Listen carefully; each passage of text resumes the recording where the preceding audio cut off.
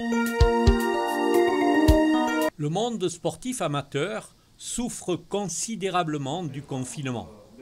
Les interdictions d'accès aux vestiaires, l'impossibilité d'organiser des manifestations publiques, la peur de la contamination ont provoqué des perturbations importantes dans le monde associatif. 2 bilans, 2 sports, 2 présidents. On a fermé, les vestiaires sont fermés, le clubhouse est fermé, ça fait que nos enfants viennent et se déshabillent actuellement sous le préau, comme vous voyez. Derrière on a les sacs, les salles de sport qui sont là. Et puis bon, le port de masque est bien sûr obligatoire au niveau de la main courante pour les spectateurs ou les parents qui viennent. Et puis moi je l'ai quitté parce qu'on se tient plus de 1,50 m, mais normalement moi je l'ai. Hein. Et voilà, donc nous le seul problème c'est les vestiaires. Dans la mairie de Florac a appliqué à la lettre tout ce qui s'est passé sur l'arrêté préfectoral. Et on voit bien aujourd'hui, vous voyez, on est en train de jouer au foot, il pleut, et on a des enfants qui ne vont pas pouvoir se doucher, qui ne vont pas pouvoir se changer correctement. Et on a fait ouvrir à titre exceptionnel le grand hall dans lequel on est pour mettre les sacs à l'abri. Voilà, donc ça c'est les grosses difficultés qu'on rencontre à ce jour au niveau du football. Pas pouvoir se doucher, pas pouvoir se congratuler, pas pouvoir avoir un casse-croûte, pas avoir un échange après le match. On a perdu cette convivialité qui est propre au football. Alors les effectifs, nous on a progressé quand même parce qu'on a davantage d'inscriptions au niveau des petits. Donc c'est le fameux Baby Rugby qui lui cette année a été fait par la fédération et ça nous a permis d'augmenter un peu les effectifs. Au niveau des autres catégories, on se maintient, il n'y a pas de problème, on se maintient.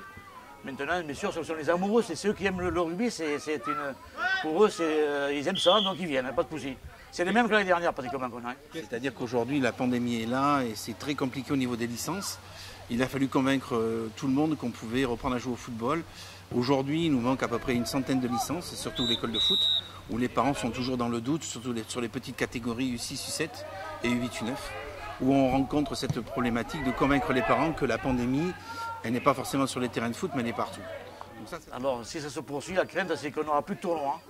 Donc on n'aura plus de compétition. Et les gamins, bon, ils viennent s'entraîner, mais il faut un peu de compétition aussi. Ça leur permet de s'aguerrir, de rencontrer d'autres gens. Et c'est convivial, la compétition. Là, on les voit sur le terrain, ça les amuse. Mais c'est de se rencontrer, c'est aussi bien, c'est bien.